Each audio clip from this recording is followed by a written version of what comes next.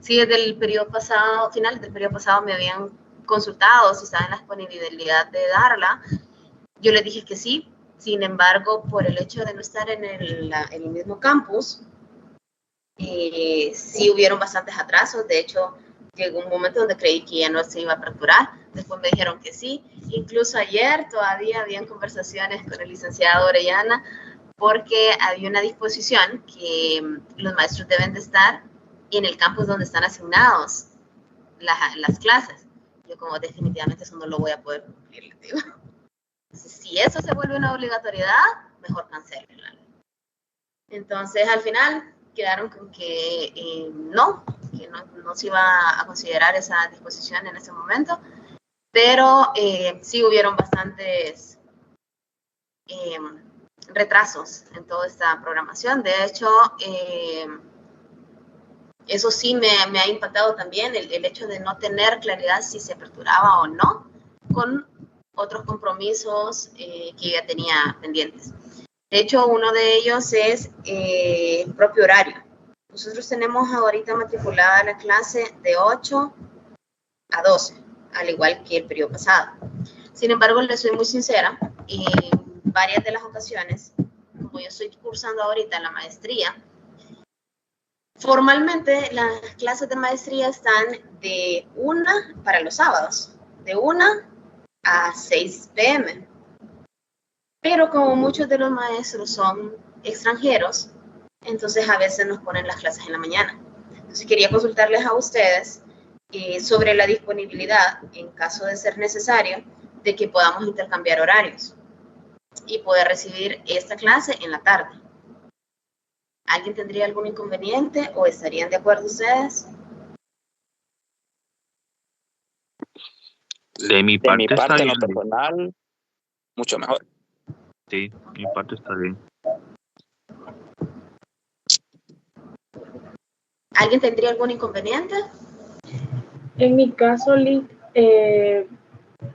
sí se me dificultaría, pero en ocasiones podría ser como un esfuerzo por estar presente, y en los casos que no, pues como sé que queda la grabación lista, solo le informaría que no, porque yo sí trabajo, pero digamos que es algo muy personal. O sea, yo después de que termino la clase trabajo, entonces me programo de acuerdo a la hora que esté comprometida. Ah, ok. Sí, igual no sería permanentemente, sino que yo les estaría notificando con anticipación, porque usualmente cuando iniciamos una clase en la maestría es que se define el primer, segundo día de clase, se define cómo van a ser los días sábados, si va a ser en la mañana o en la tarde. Entonces, yo les estaría notificando en caso de requerir cualquier cambio de horario. De hecho, ahorita por eso iniciamos hasta las 10 de la mañana, porque estoy justamente en clase de maestría y teníamos una exposición, entonces sí o sí tenía que participar en la clase, no me podía saltar. Ok, teniendo claridad entonces que en caso de ser necesario, si cuentan con esa disponibilidad, lo voy a considerar en la planificación también, en función de cómo estemos con las otras clases. Bien, para la programación de la clase, vamos a dividir siempre la clase en 3 unidades. La primera unidad vamos a tratar pagos contingentes, los modelos de pagos contingentes. En particular, lo que son seguros de vida. Si ustedes recuerdan, para el tercer parcial de cálculo actuarial 1, estuvimos trabajando las rentas contingentes. Entonces, son pagos contingentes también, pero son pagos en términos de sobrevivencia. Cuando pagábamos una renta contingente, en función de si sobrevivía esa persona, entonces pagaba esa renta. Cuando hablamos de modelos de pagos contingentes, específicamente en el modelo de seguros, por lo general, obviamente depende del tipo de seguro, ahí lo vamos a ir viendo a detalle, pero por lo general la condición para pagar un seguro es que una persona fallezca. Entonces, el evento es que fallezca. Si fallece, entonces se paga o no un seguro. Ahora bien, el funcionamiento de los seguros es que esos seguros, al inicio, nosotros pagamos una prima y posteriormente, si ocurre el siniestro, si ocurre el evento que está asegurado, entonces recibimos o nuestros beneficiarios reciben un pago, una suma asegurada. Entonces, ese tipo de modelos son los que vamos a trabajar a lo largo de toda la clase. Primera unidad, trabajando con los modelos de pagos contingentes. La segunda unidad, con el fondeo de planes para los contratos de planos de pagos contingentes. Es decir, las primas. Vamos a definir primas. Porque resulta que el modelo básico, que es la primera unidad, nos hace referencia a que podemos hacer un solo pago. Pero la realidad es que las primas de los seguros no las pagamos en un solo pago. Normalmente hacemos pagos mensuales, pagos semestrales, pagos trimestrales, depende del propio contrato que tengamos. Entonces vamos a definir cómo podemos hacer esas primas, cómo podemos hacer esos pagos de primas. Y posteriormente, cada uno de los planes de pagos que tenemos y cada uno de los modelos tienen reservas que están vinculadas a esos contratos. Y eso va a ser nuestra tercera unidad. En cuanto a las fechas que vamos a tener, la misma estructura que cálculo actuarial 1. Vamos a recibir 3 semanas clase, la cuarta semana es la semana de evaluación. Entonces, en este caso, para la primera unidad, el sábado 25, el 1 de febrero y el 28 de febrero son los sábados que corresponden las clases. La entrega de la primera tarea va a ser el fin de semana del examen, que sería el 15 de febrero, y la entrega de la investigación va a ser el fin de semana anterior, o sea, el 8 de febrero, para la primera unidad. Para el caso de la segunda unidad, las semanas de clase son 22 de febrero, 1 y 8 de marzo, entrega de la segunda tarea el 15 de marzo, la investigación está para el 8 de marzo y el examen para el 15 de marzo. Y la tercera unidad tenemos clase 22, 29 de marzo, el 5 de abril. Luego tenemos entrega de tarea y examen para el 12 de abril y la investigación el 5 de abril. Tenemos considerado ahí que entre el 14 y el 19 de abril es la Semana Santa. Entonces, ese fin de semana del... Voy a checar exactamente ese sábado. Sorry.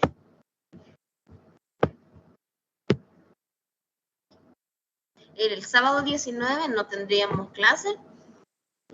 Y en caso de requerirlo, que alguien necesite hacer el examen de reposición, esa reposición sería el sábado 26. Si no hay nadie que va a reposición, pues prácticamente las evaluaciones de la clase terminan el sábado 12. Teniendo que cargar notas para 28, 29 y 30 de abril. De hecho, me parece bastante extraño, este periodo termina sumamente temprano en comparación de años anteriores. Pero ese es el calendario que tenemos. ¿Alguna consulta hasta el momento? Todavía tengo pendientes con trabajar el nivel de detalle de los temas que vamos a estar visualizando en cada una de las semanas de clase, que sería el cronograma, pero eso viene derivado del problema que tuvimos con el inicio de la clase en esas fechas. Sí fue bastante complicado, entonces apenas prácticamente he tenido jueves y viernes para poder programar la clase, poder ver en qué empezamos ahorita y tengo otros serie de compromisos. Entonces les quedo pendiente con ese cronograma para podérselos cargar. Vamos a ver ahorita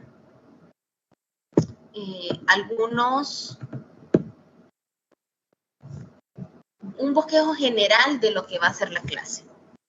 Quizás ya en ese cálculo vectorial 2 vamos a entrar un poco más a detalle en el fondo matemático que tienen los cálculos. Ahorita solo los vamos a mencionar, muchos de ellos, de forma general, para que tengamos todo el contexto y podamos hablar sobre la primera investigación para dejarles ya los temas y los puedan ir trabajando.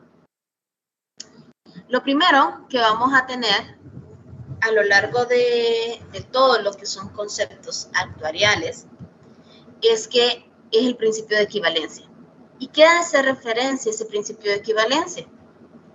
Que en la fecha de efecto de la póliza, el valor actual de las primas debe de ser igual al valor actual de los beneficios o prestaciones, sin importar la forma de pago. Y aquí es parte de lo que hace un momento les mencionaba.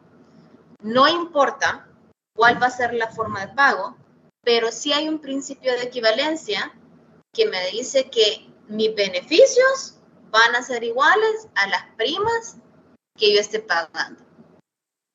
En ambos casos, traídos a un valor presente o valor actual. Entonces, a eso hace referencia ese principio de equivalencia y va a ser la base de lo que vamos a trabajar a lo largo de toda la clase.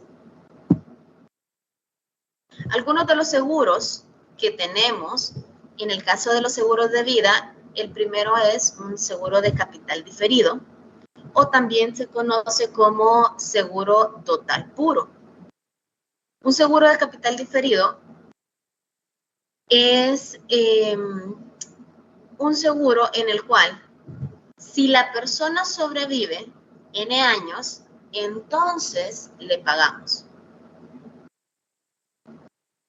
Repito eso, si la persona sobrevive N años, entonces se le paga. Ese seguro, el monto de la suma asegurada. Ahora, en el resto de los seguros que vamos a trabajar, el evento va a depender del fallecimiento. Entonces, un seguro de vida, aunque se llame seguro de vida, realmente el evento que está cubriendo es la muerte. Es decir, si esa persona fallece dentro de un determinado periodo de tiempo, entonces le pago la suma asegurada. Cuando hablamos de un seguro de vida, vamos a observar que hace referencia a un seguro de vida que es vitalicio, desde la edad X hasta que fallece la persona. Entonces, en ese tipo de seguro, vamos a tener una suma asegurada que en algún momento la va a llegar a recibir el beneficiario, porque definitivamente fallecer, vamos a fallecer todos. Cuando ocurra, es lo que va a estar pendiente de que nos depare la vida, el destino. Pero el seguro de vida, siempre vamos a terminar recibiendo una suma asegurada. En el caso de un seguro temporal, denme un momento, por favor.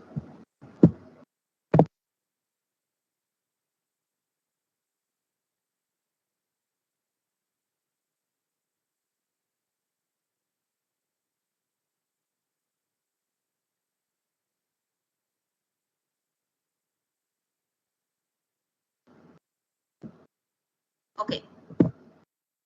Continuamos entonces. En el caso de un seguro temporal, también es un seguro de vida, pero se llama temporal porque solamente estamos evaluando N periodos de tiempo, desde la edad X hasta X más N años, donde estamos cubiertos. Si en el X más N años, más un día, es decir, un día después de que vence el seguro, fallece la persona, entonces ya no tiene cobertura, porque dura estrictamente póngale que si es de enero de 1 de enero al 31 de diciembre. Si fallece el 2 de enero del siguiente año, ya no tiene cobertura y ya no tiene el beneficio. Entonces, un seguro temporal es bien estricto en el momento en el que ocurre el siniestro, si está dentro del periodo de cobertura o está fuera del periodo de cobertura. Y existen también seguros que son mixtos. Un seguro mixto hace una combinación entre el seguro total puro y un seguro temporal. Entonces, un seguro mixto le dice, ok, si usted fallece dentro de N años, entonces le vamos a dar una suma asegurada por X monto. Y si usted no fallece, le vamos a entregar otra suma asegurada por un determinado monto. Por eso es la suma de los dos, de un seguro temporal más un seguro total puro. Ahora, vimos durante las rentas contingentes que la forma de representar las rentas eran con A minúscula. Y los subíndices que teníamos me decían si era una renta vitalicia, si era temporal o si había un diferimiento. En este caso, los seguros los vamos a estar representando con letras A mayúsculas. Y si ustedes ven, hasta ahorita, ya vamos a ver a detalle en las próximas clases de dónde sale que sean los MDX definidos, los MDX entre los DDX. Y eso está vinculado a que estos están calculados a través de conmutados, que eran los cálculos que hacíamos como valores dentro de las tablas de mortalidad. Y los MDX estaban relacionados con las probabilidades de fallecimiento. Los DDX con las probabilidades de vida.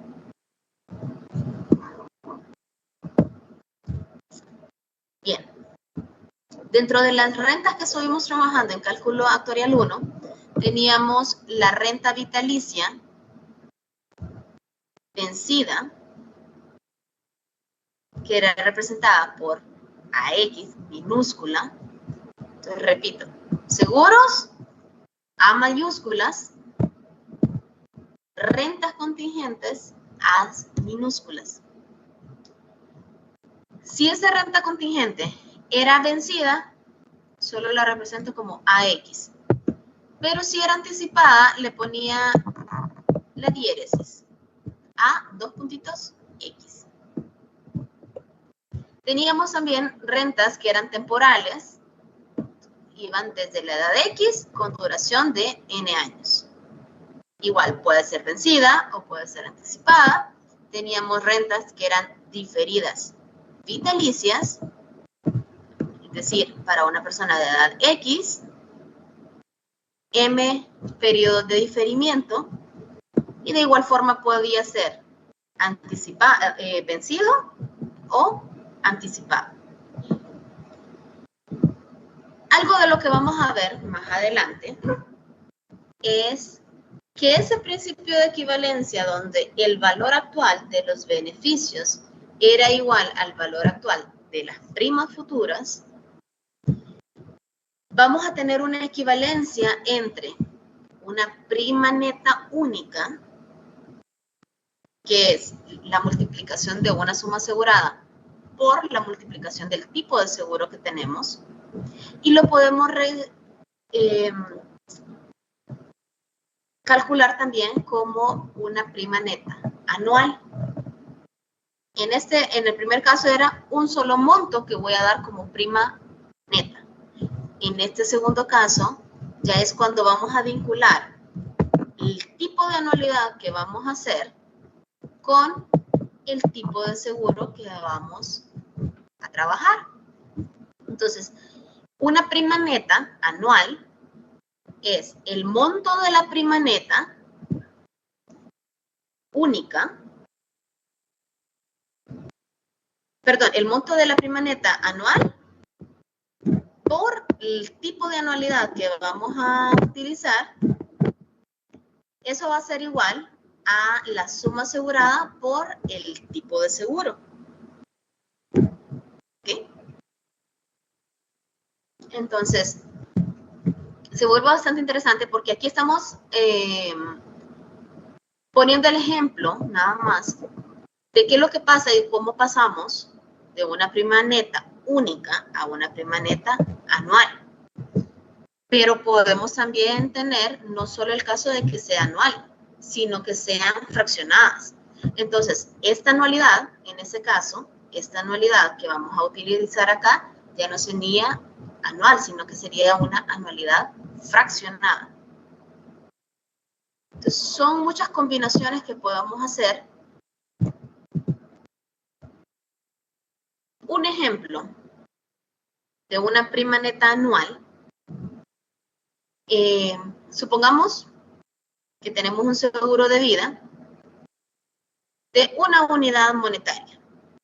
La prima neta anual anticipada la representamos con PX, cuyo primer pago se realiza en el momento del contrato y los pagos siguientes mientras sobrevive. Se calcula a partir de igualar el valor actual de los pagos periódicos a pagarse al asegurado con el valor actual de la prestación. Entonces, observemos que si hablamos en ambos casos, en el primero, si comparamos un seguro de vida con una renta,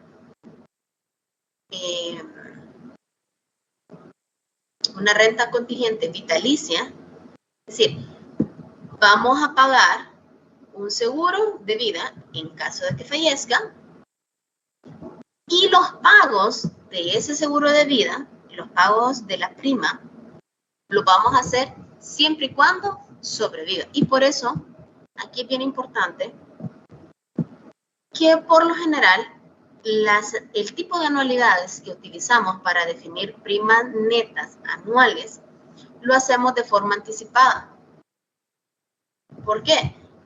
Porque yo no puedo pagar hasta finalizar el año y qué tal que durante ese año y decir que la aseguradora me está cubriendo un seguro de vida, qué tal que fallezca yo en el transcurso del año. La aseguradora ya no va a recibir mi prima, pero sí me va a tener que pagar mi obligación.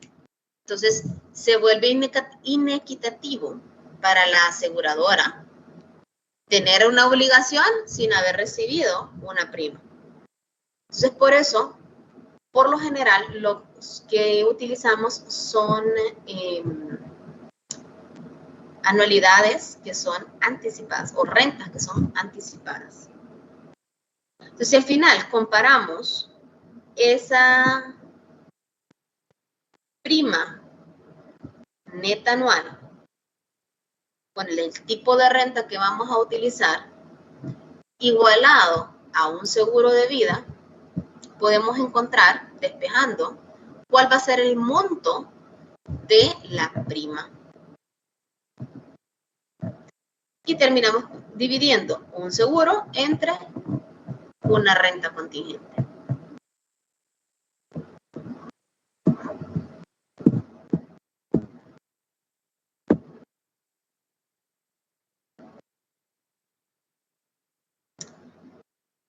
Algo muy similar ocurre si ambos, tanto la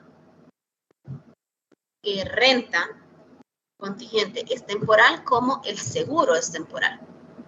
Si ambos son temporales, entonces la prima neta de un seguro temporal va a ser la prima neta de ese seguro temporal, que solo va a durar N años, multiplicado por una renta contingente temporal anticipada para cubrir durante N años el evento de fallecimiento.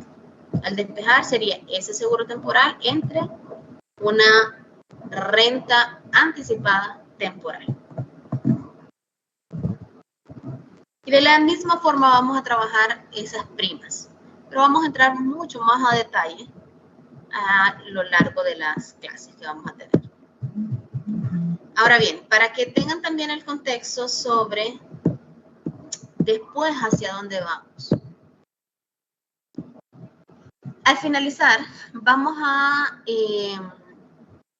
ver una evaluación actuarial, el ejemplo de una evaluación actuarial.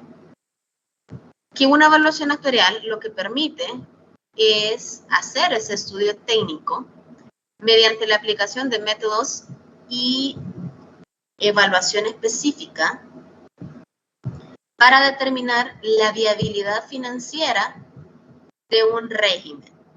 Aquí, si hablamos sobre seguridad social, puede ser sobre seguridad social, puede ser sobre un tipo de seguro, pero el principio es básicamente lo mismo. Tenemos un grupo de personas al cual estamos ofreciendo un tipo de cobertura y esas personas me van a pagar a mí un monto inicial, una prima. Llámele a esa transacción pensiones, llámele seguros, llámele fianzas, depende de qué es lo que estemos cubriendo, pero básicamente es eso. Tener un tipo de cobertura para la cual yo estoy pagando un monto inicial. Ahora bien, la otra situación es que en general una evaluación actuarial es todo un informe en el cual se van a describir tanto el contexto nacional de la situación en la que estamos. Por ejemplo, si hablamos de un estudio o de una evaluación actuarial para un régimen de pensiones o para un fondo de pensiones, nosotros necesitamos conocer todo el contexto económico y demográfico a nivel nacional, hacer un análisis retrospectivo y de desempeño, es decir, evaluar en ese fondo si es que ya existe, porque puede ser que lo que estemos haciendo sea una evaluación actuarial para crear un nuevo fondo o un nuevo seguro. Entonces, no vamos a tener un análisis retrospectivo propio de ese, si es uno nuevo, pero sí podemos tener otros de referencia. Entonces, en caso de tenerlos, podemos incorporarlos dentro del informe. Otro componente que tenemos que tener son las proyecciones de flujos efectivos, los balances actuariales, algunos indicadores que me van a, indicadores actuariales que me van a proporcionar el nivel o grado de funcionamiento, si es adecuado o no, de ese fondo, análisis de riesgos y podemos tener conclusiones y recomendaciones. Específicamente, cuando hablamos sobre el balance actuarial, que el balance actuarial es apenas uno de los componentes que lleva una evaluación actuarial. Ese balance actuarial es un método clásico para realizar un balance, es calcular de un lado los valores actuales de los derechos adquiridos y las futuras prestaciones, y de otro lado los valores actuales de las futuras fuentes probables de cotización. Entonces vean que al final un balance actuarial es estrictamente hacer esa evaluación si se cumple o no este principio de equivalencia. Valores actuales de las primas versus valores actuales de los beneficios. Ahora, a lo largo de la clase de cálculo actuarial 1, hicimos todos los cálculos para una sola persona. O sea, en cada ejercicio para una sola persona. Cuando lo llevamos a un balance, a analizar realmente un balance, no es para una persona, es para todo un grupo de personas. Entonces pónganle que esos mismos cálculos que hicimos para una persona, los vamos a multiplicar y a incrementar para, depende de la población que estemos cubriendo. Puede ser, si es para un seguro, pueden ser 5,000 personas, los empleados de una institución, por ejemplo, y le van a ofrecer un seguro de vida.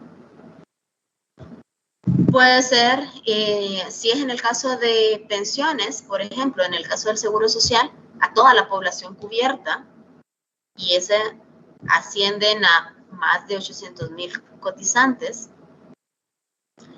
y tenemos que hacer el cálculo para cada una de esas personas. Entonces, se vuelve necesario ya no hacerlo a mano eso, definitivamente, sino que se hace programado en diferentes herramientas. Si no existen herramientas específicas o software específicos que la institución o la empresa esté comprando, pues nos toca a nosotros programarlos. Y uno de los paquetes más utilizados para eso es R. R, Python, son programas y paquetes que se utilizan bastante para hacer estas estimaciones. Particularmente, un balance actuarial de forma clásica, lo más básico que podamos tener, para un fondo que ya está en funcionamiento, es los activos, tener los activos, es decir, los ingresos o posibles ingresos que vamos a tener. Si ya tenemos los activos actuariales, vamos a tener ahí el patrimonio de esa empresa como un activo, porque eso es algo que en su momento, a lo largo de los años, ya fueron cotizando las personas o ya fueron pagando por concepto de primas, y ya existe un monto dentro de ese fondo. Adicional a eso, vamos a sumarle el valor actual de las cotizaciones futuras. Eso es lo que estaría compuesto por los componentes del activo actuarial. En el caso del pasivo actuarial, vamos a ver que es el valor actual, pero de mis obligaciones.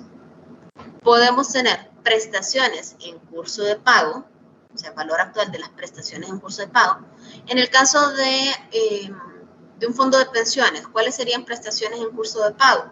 Las pensiones que ya estamos otorgando. Pero no solo quiero saber cuánto me cuesta al mes toda la planilla de pensionados, sino que quiero saber cuánto es lo que necesito tener como valor actual de ese monto o ese grupo de personas que ya le estoy pagando a esos pensionados. ¿Cuánto es lo que necesito tener hoy para poder cubrir esa pensión a lo largo del tiempo? Pueden ser unas las que están en curso de pago. Otro ítem son las prestaciones futuras provenientes de una población pasiva existente. Aquí pues, va a depender este ítem del tipo de fondo en el que estamos moviéndonos. Si es un seguro, nosotros no tenemos población pasiva en un seguro privado, porque el seguro funciona mientras esté vigente su póliza. Si usted ya no tiene vigente la póliza porque dejó de pagarlo, usted ya no tiene cobertura. Pero en el caso de la seguridad social, sí tenemos poblaciones pasivas. ¿Cuándo una población es pasiva? Cuando deja de cotizar. Entonces, suponga que una persona estaba trabajando por 20 años en una empresa y cotizó esos 20 años al Seguro Social. Pero por cualquier razón de la vida, póngale que esa persona tenía sus 50 años.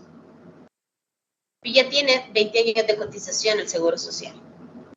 Y resulta que por cualquier razón ya no está trabajando ahorita. Entonces deja de cotizar al Seguro Social. Pero el hecho de que deje de cotizar al Seguro Social no significa que pierde sus aportaciones y cotizaciones, sino que simplemente significa que ahorita no está activo, ahorita no está laborando. Pero eso se convierte para el Seguro Social en una población pasiva, que si ya tiene los requisitos de jubilación o de una pensión de vejez, por ejemplo, puede ir aunque no esté cotizando ahorita, pero sí cotizó hace 10, 15 años y cumple con los requisitos, entonces puede irme a pedir una pensión. Entonces yo puedo tener prestaciones provenientes de población activa o de población pasiva. Y al igual que este ítem último que teníamos en los activos, que eran el valor presente de los cotizantes de futuras generaciones, si vamos a tener esas cotizaciones, vamos a tener también en el pasivo el valor actual de las prestaciones provenientes de futuras generaciones, es decir, nueva población que va a ingresar a cotizar. Si al finalizar ese balance nosotros comparamos el activo con el pasivo actuarial, vamos a poder definir si hay un déficit o si hay un excedente dentro de ese fondo. O puede ser que esté igual. ¿Cuándo defino un resultado de ese balance actuarial? Si los activos actuariales son iguales que los pasivos actuariales, entonces vamos a decir que estamos en un equilibrio actuarial. Estamos bien. Eso sería lo ideal. Si el activo actuarial es mayor que el pasivo actuarial, decimos que hay un superávit. Y eso, aparte de estar bien, es excelente. Más en la seguridad social, eso sería fabuloso. Pero no es la realidad. La realidad es que tengamos más obligaciones, o sea, mayor pasivo que activo. Entonces, la realidad de los fondos de pensiones es que estamos en un déficit actuarial.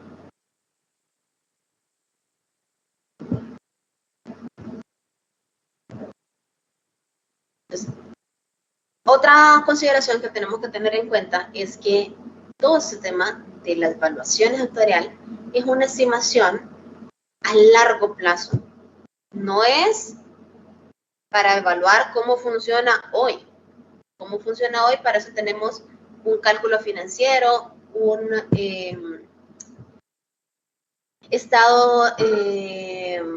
los estados financieros que me están diciendo cómo estamos hoy, al cierre de cada mes, al cierre del año. Pero en el caso de un balance actuarial, me evalúa cómo vamos a estar a lo largo del tiempo. Pueden ser 10, 15, 20, 30, 100 años de las proyecciones. Entonces son situaciones que varían bastante. Obviamente todo esto tiene vinculado probabilidades de ocurrencia, probabilidades de que viva, probabilidades de que fallezca, probabilidades que me paguen, probabilidades que no me paguen, etc. Preguntas hasta el momento. Todo eso es un contexto general de lo que vamos a trabajar en la clase. Una pregunta, Lick. Bueno, no sé si en la clase anterior lo mencionó, le preguntaron, la verdad no recuerdo. Ahí me disculpo si no me acuerdo, pero sabemos que para poder obtener todos estos cálculos, la base en este caso es la tabla de mortalidad, ¿verdad? Pero ya hablando en la vida real, aquí en Honduras, y usted lo mencionó, no tenemos una tabla de mortalidad oficial. Entonces mi pregunta es, ¿cómo hacen las aseguradoras aquí en Honduras o en caso del Seguro Social para poder obtener o poder sacar estas rentas, ¿verdad? Si no tenemos una tabla de mortalidad oficial. No sé si hay algún otro método o utilizan una propia de ellos o cómo es. No sé si usted maneja eso. Efectivamente, Honduras como país no tiene tablas de mortalidad propias. Entonces, el ente regulador, que en este caso es la Comisión Nacional de Banca y Seguros, ha hecho evaluaciones sobre la población hondureña y recomienda que en caso de no tener una tabla de mortalidad propia, se utilicen tablas de referencias. En este caso, utilizamos las CSO80, que es la tabla colombiana de mortalidad de 1980. Creo que para pensión, para invalidez, utilizamos la CSO84, si mal no recuerdo. Entonces, ya hay un grupo de tablas para diferentes eventos que recomienda la Comisión Nacional de Banca y Seguro. ¿Qué es lo que ocurre? Y nos pasó en el Seguro Social. El actuario encargado de poder realizar o de realizar el estudio actuarial, porque recordemos que un estudio actuarial tiene que estar firmado por un profesional inscrito en el registro de actuarios que lleva la Comisión Nacional de Banca y Seguros. Entonces, ese actuario encargado puede perfectamente hacer una evaluación de la población y hacer su propia tabla de mortalidad. Y al momento de presentar el informe a la Comisión Nacional de Banca y Seguro, describir toda la metodología, cuáles fueron los resultados, cuáles son los valores que está utilizando. Esa es una opción. Definir una tabla de mortalidad propia, que perfectamente se puede hacer. La otra es tomar como base directa las tablas que está recomendando la Comisión Nacional de Banca y Seguro. Y una tercera opción es hacer una integración de las dos anteriores. Es decir, tomar de referencia la tabla de mortalidad que recomienda la CNBS, la CSO 80 o la 84, y hacer ajustes.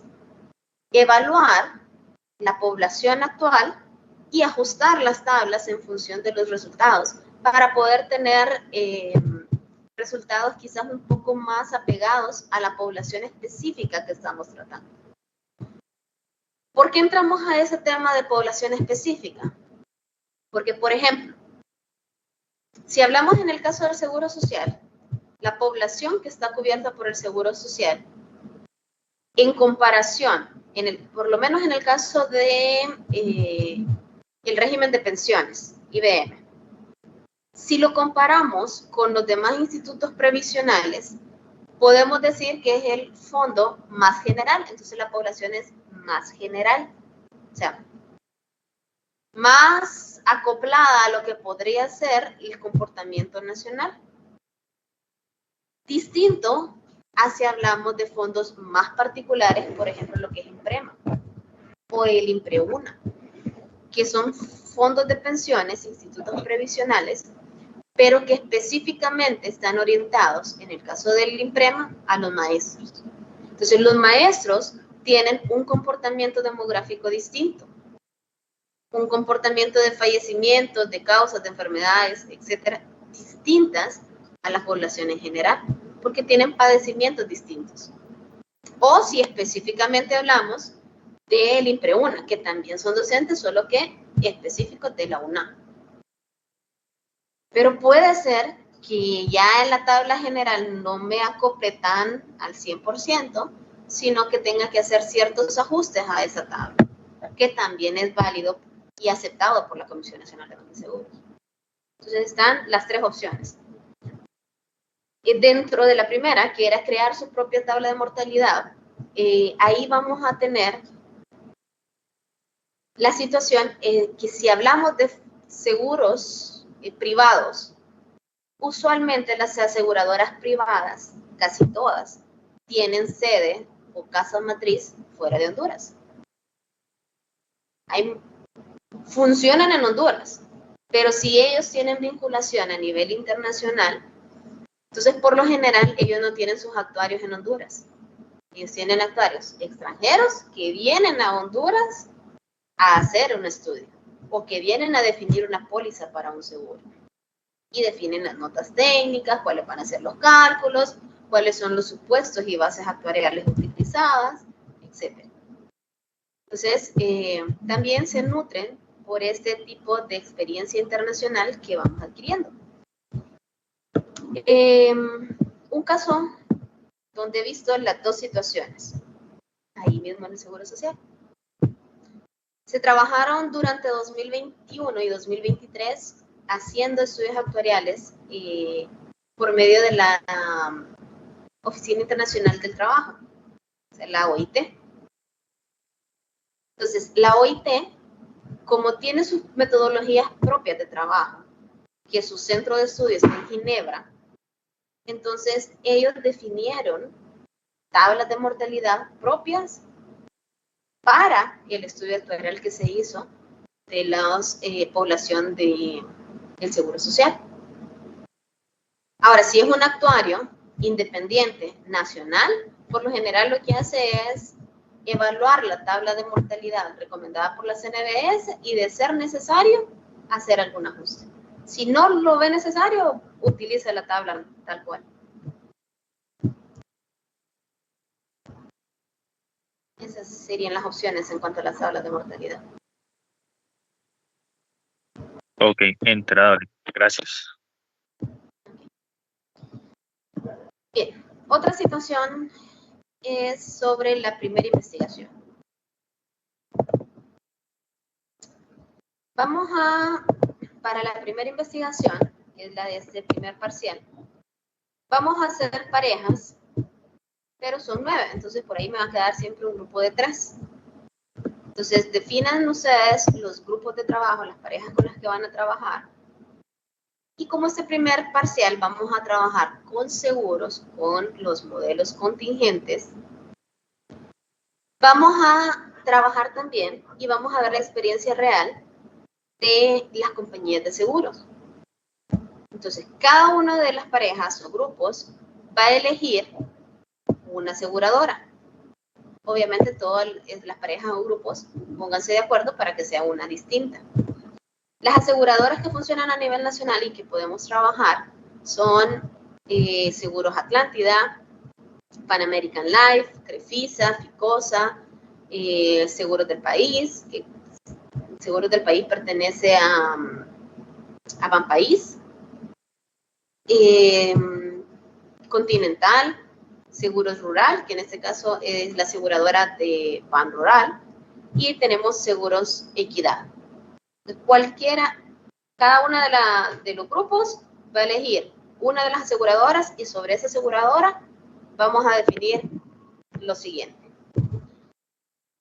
Vamos a investigar un poco sobre la historia de esa compañía, cuándo se creó, bajo qué condiciones se creó, si funciona o no solo a nivel nacional o tiene un grupo financiero al que pertenece. ¿Qué pasa con los grupos financieros? Por lo general, las aseguradoras nacen dentro de los bancos. Entonces, si se fijan, casi todas las aseguradoras que tenemos están vinculadas a un banco. Pan American es una aseguradora propia, pero Seguros Atlántida pertenece a Banco Atlántico. Seguros Crefisa pertenece a Crefisa. Crefisa es de Ficenza, si no me equivoco. Ficosa pertenece a Banco Ficosa, del País pertenece a Banco del País, la FICE a Banco La FICE, Continental, pues antes había nacido de Banco Continental, ahorita ya solo está funcionando la aseguradora por todo el problema que tuvo el banco, de la liquidación de ese banco. En el caso de Seguros Rural, pertenecen a Banco de Desarrollo Rural, a Ban Rural. Equidad, que es independiente. Entonces, cada aseguradora, por lo general, pertenece a un banco o pertenece a un grupo financiero. Los grupos financieros son organizaciones que tienen las entidades para poder agrupar todo el conglomerado de empresas que están relacionadas o que los mismos dueños son los de todo. Entonces, identifiquen también si esa compañía de seguros que ustedes eligen pertenece a un grupo financiero o no. Y adicional, el capital, si es nacional o si es extranjero. Si esa compañía tiene su propia sede en Honduras y es capital nacional, o si estrictamente es capital extranjero y que viene solo a contratar seguros a Honduras. Son dos funcionamientos diferentes.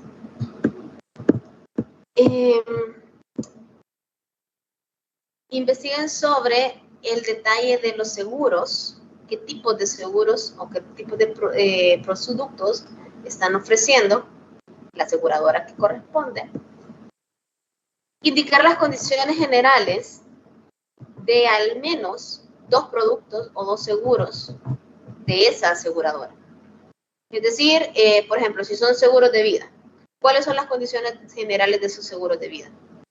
¿Cuál es la suma asegurada? ¿Cuál es la prima? ¿Cuál es la duración? ¿Cómo funciona realmente ese producto? Y luego vamos a hacer un análisis un poquito más profundo relacionado con información que es pública, porque tanto la banca como las aseguradoras están reguladas por la Comisión Nacional de Banca y Seguros. Entonces, una de las obligaciones que tienen ellos es publicar tanto en la página de la Comisión Nacional de Banca y Seguros como en las páginas independientes, publicar sus estados financieros. En particular, lo que está obligado a publicar son los estados financieros que están auditados. Entonces, por eso la comparación que vamos a hacer no es ahorita al cierre de 2024, porque todavía las auditorías no han terminado, no han publicado. Las auditorías de los estados financieros están obligados a ser publicados, si no me equivoco, a finales de abril. Entonces, todavía no tenemos las de 2024, tenemos o vamos a encontrar publicadas ya las de 2023. Y siempre en un estado financiero se hace una comparación entre el año que estamos evaluando y el año anterior. Entonces, en el mismo estado financiero vamos a tener información de 2023 y la información 2022. Entonces, dentro de esos estados financieros, ¿y por qué hago referencia a los auditados? Le voy a poner aquí un ejemplo. Por ejemplo, en el caso de Pan American Life. Pan American Life lo auditó Ernst & Young. Esta es una de las firmas auditoras más grandes a nivel mundial, que tiene su sede, una sucursal, en Honduras también. Y esta estructura de informe auditado de estados financieros la tienen casi todas las auditoras. Por ejemplo, este es uno de Seguros Ficosa que hizo Deloitte. ¿Qué es lo que encontramos en un estado financiero que está auditado? Descripción de las bases y las opiniones que tiene la auditora con respecto a ese estado financiero. Vamos a encontrar el estado de situación financiera específico, el estado de resultados. Vamos a encontrar también el estado de flujo de efectivo. Y luego vamos a encontrar las bases de preparación de los estados y los resúmenes principales de las políticas. O sea, en cada una de las cuentas, por nombre y apellido, qué es lo que está contenido o cómo se calculan. Porque ahí vamos a poder tener información de todo.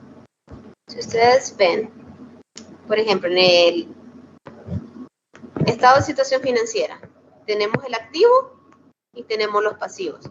¿Qué hay dentro del activo? Están los efectivos, están inversiones financieras, el monto que ascienden los préstamos e intereses, las primas por cobrar, deudas a reaseguradores, otros activos que tiene, bienes inmuebles.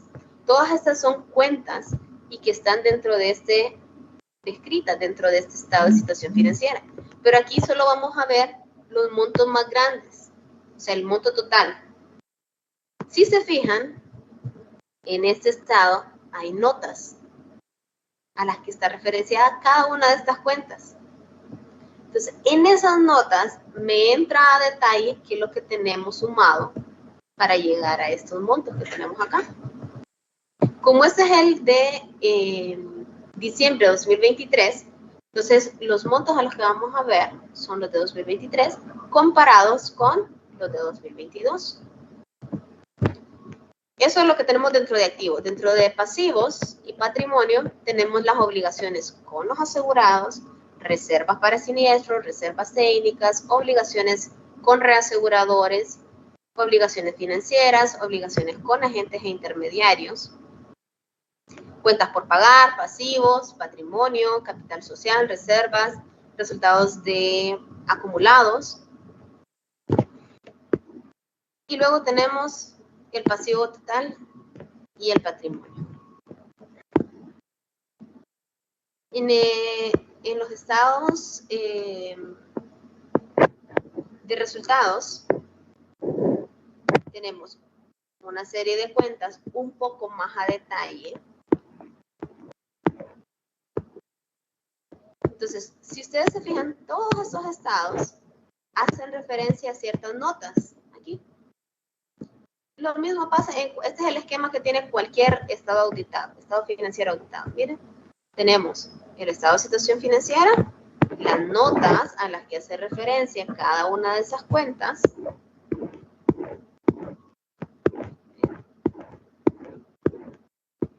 Y luego cuáles son las bases y cuáles son los conceptos que tenemos dentro de cada una de estas cuentas.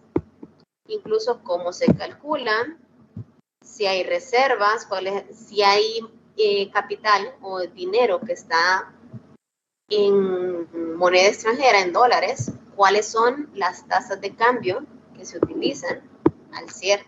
Porque cualquier persona que haga el cambio tiene que saber exactamente la tasa de cambio a la que se hizo.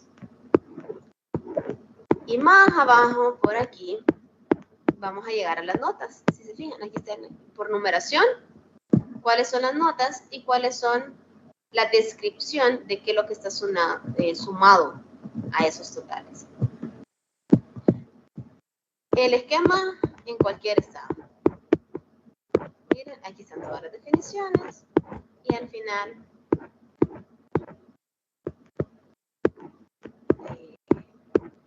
a ver.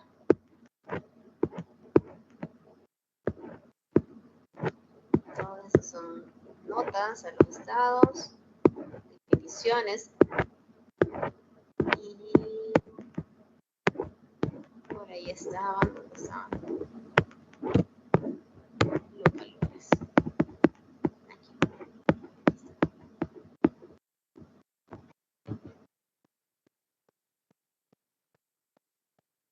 Aquí están las notas, por ejemplo, qué es lo que está descrito en cada una de esas cuentas.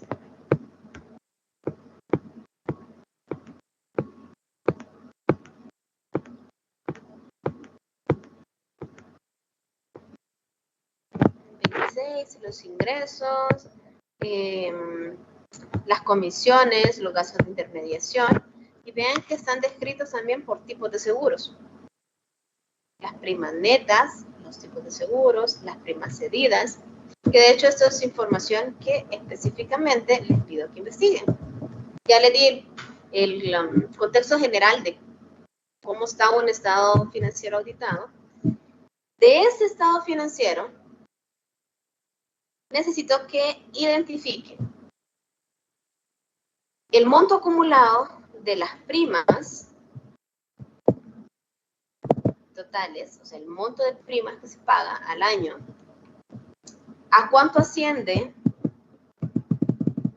el monto de primas netas? Son distintos valores. ¿A cuánto asciende las primas y a cuánto son las primas netas? Si tiene primas cedidas a reaseguradores, ¿cuántos son los montos?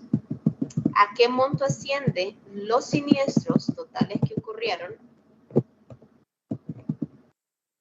En caso, bueno, obviamente todos tienen siniestros, ¿a qué monto asciende la recuperación de siniestros por parte de los reaseguradores? El detalle de los tipos y los montos que tenemos de las reservas en las aseguradoras, el tipo de inversión y el sector de las inversiones, y cuáles son los ingresos financieros de las aseguradoras.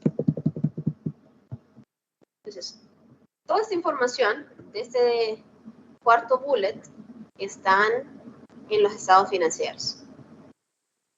Yo sé que ustedes definitivamente no están, al menos que alguien sea contador público, perito, pero de lo contrario no están familiarizados a leer estados financieros. Y precisamente por eso los mando a los estados financieros auditados. Porque los auditados van a encontrar mayor descripción que en los estados financieros normales. Porque para los estados financieros que no están auditados, solo van a ver la tabla con las cuentas y los valores. Más nada. ¿Qué hay ahí? Ah, sabrá Dios. Pero en los auditados sí tenemos ese nivel de detalle, de descripción, que hay, cómo se conforma una de estas cuentas y cuáles son esos montos. Entonces, ¿preguntas sobre esta investigación? Lick, yo tengo una consulta. Solo se debe de escoger una compañía de seguro, ¿verdad? Por grupo. Sí, solo una. Ajá. Y otra pregunta que tengo al respecto es, la tarea debe ser presentada un tipo informe. ¿Cómo sería la presentación? Sí se deben cubrir todos los puntos que acabamos de ver ahorita, que tenemos detallados ahí, pero sería presentado en un informe. Lo van a poner, no como informe, porque quizás informe les va a llevar aún más tiempo. Ya para el punto en el que ustedes están, y que no es precisamente el propósito de la clase leer estados financieros, pero sí quiero que se vayan familiarizando con ellos. Entonces, solo déjenlo a nivel de presentación, porque de acuerdo a las fechas que les había mencionado, para la primera investigación lo tenemos para el 8 de febrero. Eso significa que de hoy en 15, si no me equivoco.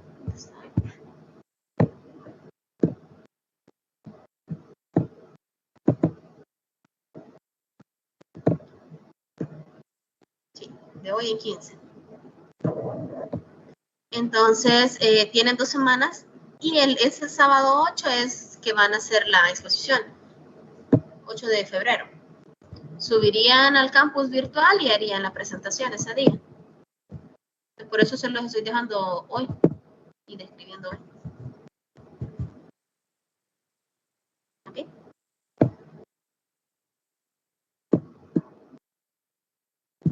¿Alguna otra consulta? Todo está claro, Lick. Ok.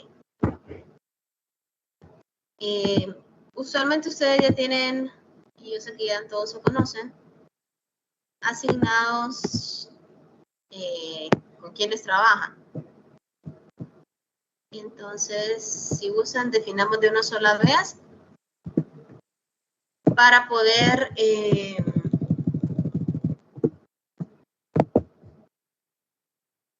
asignar después el orden en el que van a exponer.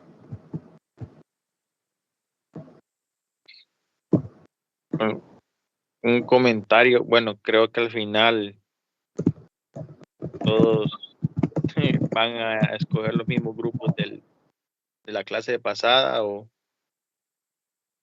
no. Bueno, más que me dirijo a los compañeros, ¿verdad?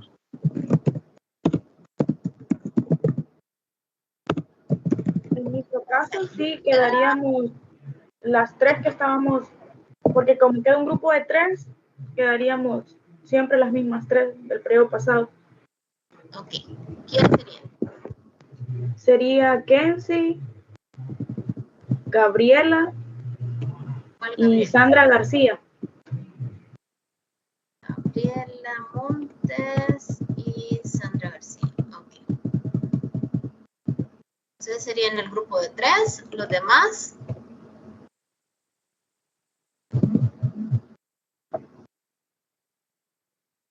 Danilo, ¿usted con quién trabajaría? Yo sé que ustedes ya tienen casi todos su pareja Bueno, por no sé. afinidad. Y Fabio, no sé, pero la vez pasada trabajé junto con Fabio. Sí. ¿Se queda con Fabio siempre? No sé, ahí sí me confirma. Sí, claro, está bien. Fabio. Ok. Danilo y Fabio, ¿verdad? Sandra Madrid.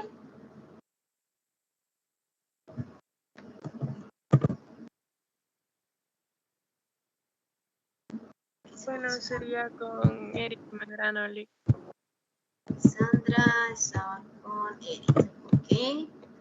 Y el cuarto grupo entonces sería Ana Ávila y Norma, ¿cierto?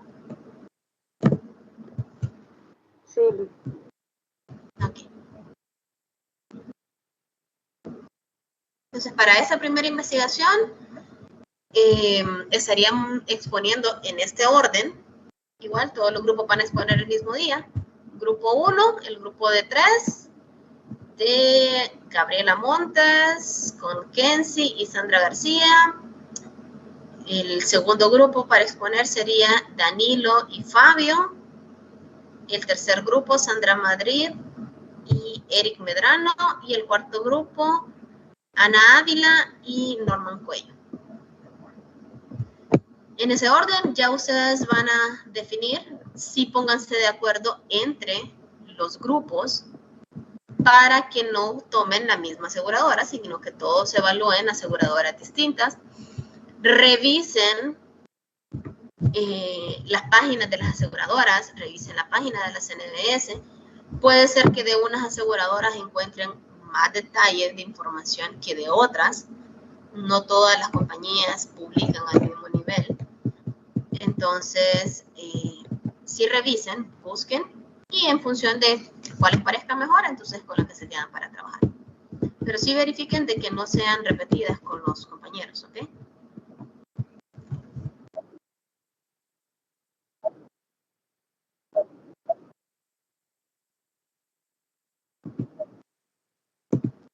Ok. Si ya lo tienen listo.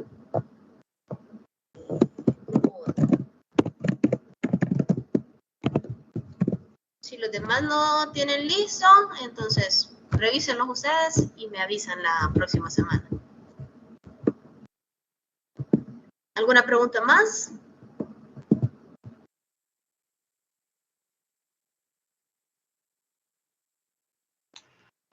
Creo que no, Lick. ¿No? Okay. Estaríamos dejando la clase hasta acá entonces. La próxima semana sí empezaríamos desde las 8 de la mañana. Hay muchos temas que tratar y que recuperar de tiempo. En el transcurso de la semana le voy a ir cargando ya los libros de referencia, la programación completa de la clase, para que ustedes vayan también leyendo y haciendo parte de esta investigación. ¿Ok? ¿Listo, jóvenes? Lick, Pasen feliz día. las Las ¿Mande? evaluaciones, los exámenes, siempre van a ser presenciales o no.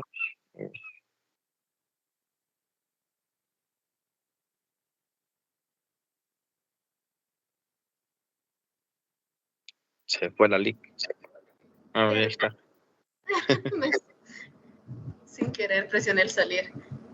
Dígame. No, que si los exámenes van a ser presenciales o ya no. O... Sí, la programación siempre está para que los exámenes sean presenciales. Sin embargo, eso pues va a quedar sujeto siempre a la disponibilidad de tiempo que tengan los docentes allá en San Pedro Sula para poder aplicar el examen y de la habilitación del campus. Ok. Porque el año pasado algunos Listo. inconvenientes fueron porque estaban cerradas las actividades presenciales. Dígame, Ana. Nosotros decidimos por el Seguros Atlántida. Tiene usted Seguros Atlántida.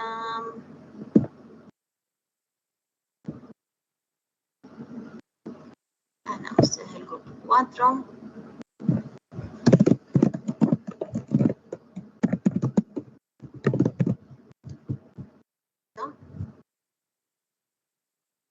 Se quedan reservados ya seguros del país para el grupo 1 y seguros Atlántida para el grupo 4. Con Sandra, pues nos puede asignar Ficosa, Lick.